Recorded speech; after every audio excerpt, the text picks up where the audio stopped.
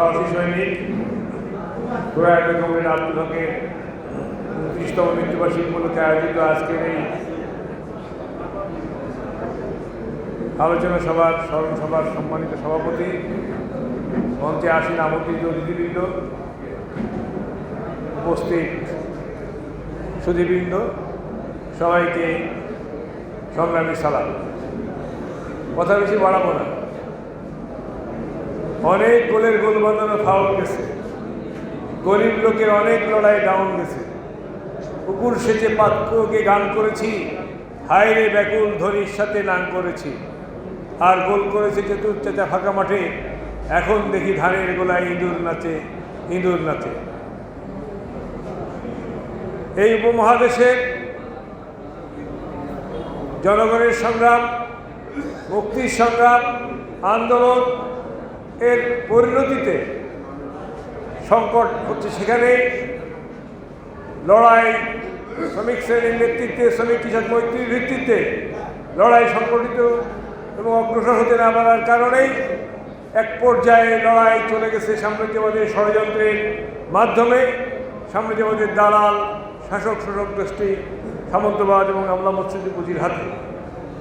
ফলে পরিবর্তন বলেন, স্বাধীনতা বলেন, যত কিছুই ঘটছে, জীবনদান হয়েছে, রক্তদান হয়েছে, মানুষের জেল জুলুম অত্যাচার অনাচারের ভিতর দিয়ে মানুষ আগায় গেছে, কিন্তু পরিণতি লাভ করতে পারেনি।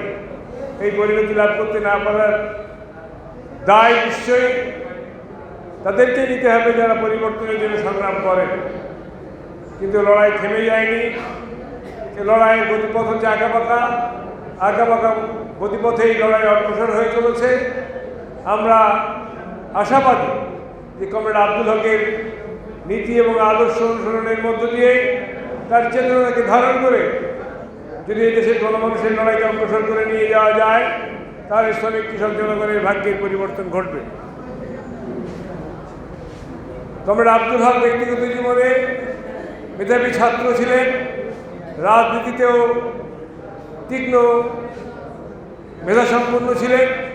আর সবচেয়ে বড় গুণ ছিল সেটা হচ্ছে এই নিজের ভুলকে নিজে স্বীকার করার সৎসাহস ছিল তার, যা আজকের রাজনীতিতে বড়ই অভাব। কেউ আত্মসমালোচনা করলে মনে করে বোধ হয় আমি পিছায় পড়লাম, কিন্তু কমরেড আব্দুল হক ব্যক্তিগত জীবনের এবং রাজনৈতিক জীবনের আত্মসমালোচনা, আত্মোপলব্ধির ভিতর দিয়ে নিজেকে পরিবর্তিত করা, শ্রমিক কৃষক জনগণের বন্ধু হিসাবে নিজেকে প্রতিষ্ঠা করার জন্য যা যা করণীয় আছে সেই সমস্ত কাজ করার জন্য তিনি সবসময় সচেষ্ট থেকেছেন। মৃত্যুবরণ করেছেন আপসহীন বিপ্লবী নেতা হিসাবে। আমরা তাকে খালি স্মরণ করে বড় বড় বক্তৃতা দিলে হবে না, আমাদেরকে গণমানুষের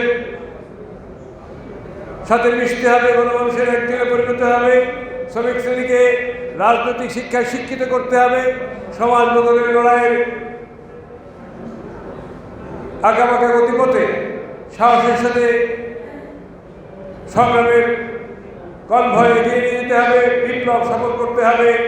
তাহলে কমরেড আব্দুল হককে আমরা সঠিকভাবে ধারণ করতে পারবো, তার আশাকে, স্বপ্নকে আমরা বাস্তবায়ন করতে পারবো, চির অমর করে রাখতে পারবো শ্রমিক কৃষক জনগণের মুক্তির লড়াই।